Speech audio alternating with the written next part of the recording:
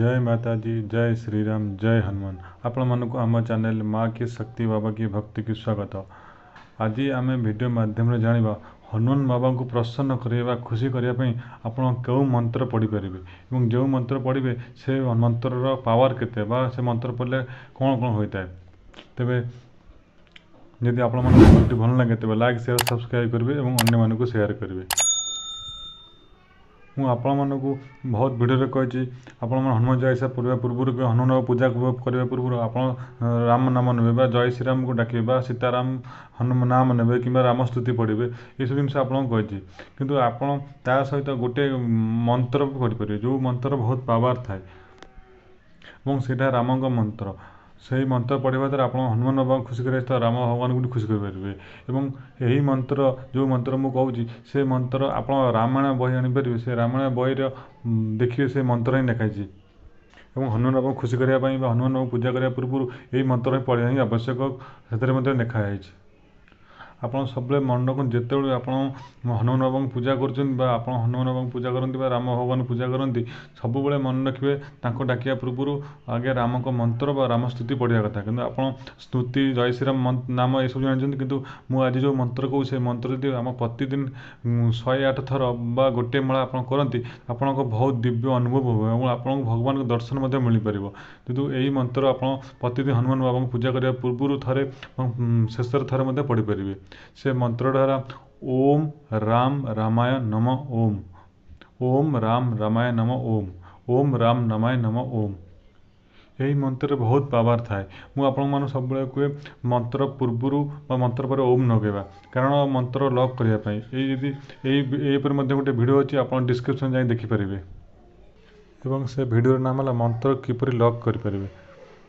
तेणु आप जिते हनुमान पूजा करूँ ता पूर्व यही नाम यही मंत्र नाम ओम राम रामाय नम 108 थर कहतु और पूजा सरला हनुमान चालीसा पढ़ला आप बजरंग बाण पढ़ला जहाँ भी पढ़ुं शेष ओम राम रामाय नम मंत्र 108 थर करूँ आप यही मंत्र मसे सप्ताह 15 दिन कंटिन्यू करूँ आप छाऊँ निज अनुभव करेंगे आप मंत्र पावर केते आप प्रतिदिन ये मंत्र कहते मंत्र सिद्धि जाए और सिद्धि है आपको बहुत प्रकार फल मिलता है। जहाँ भी कहली आगुरी कही यही मंत्र रामायण बही में लिखाई आप देखिपारे ओम राम रामाय मंत्र यही मंत्र बही रामायण बही लिखा अच्छी। यही मंत्र करने द्वारा आप हनुमान बाबा को दर्शन करने सहित सीताराम भगवान राम दरबार में दर्शन करेंगे। मुझे मंत्र करके देखी भगवान को दर्शन कर कंटिन्यू करूँ आप सब जिनस अनुभव करेंगे। तेणु आप प्रतिदिन गोटे रुद्राक्ष माला आणतु और 108 थर प्रतिदिन पूजा आरंभ और पूजा शेष 108 थर जप करूँ अति कम दिन को 3 थर जप करूँ नॉर्मल टाइम आपड़ आपको सिद्धि करने चाहते प्रतिदिन आप 108 थर लेखा आप करेंगे किंतु प्रतिदिन दिन को 2 थर पूजा करने समय कि 3 थर करूँ तब आप जानीपारे ये मंत्र पावर केते मंत्र द्वारा आप कौन कौन पाँच कौ भगवान दर्शन कर। यही मंत्र आप लगुव छोट मंत्र छोटिया मंत्र किंतु यही मंत्र आप कर देखो पावर आप जानीपारे केते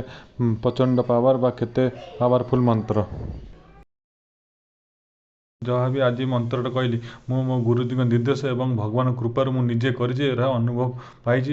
यार पावर केते जानी तेरे ही आपण ये जिन शेयर करुँची। तेणु आप मैंने यही सब कम करते आप जानीपारे यार अनुभव और यार पावर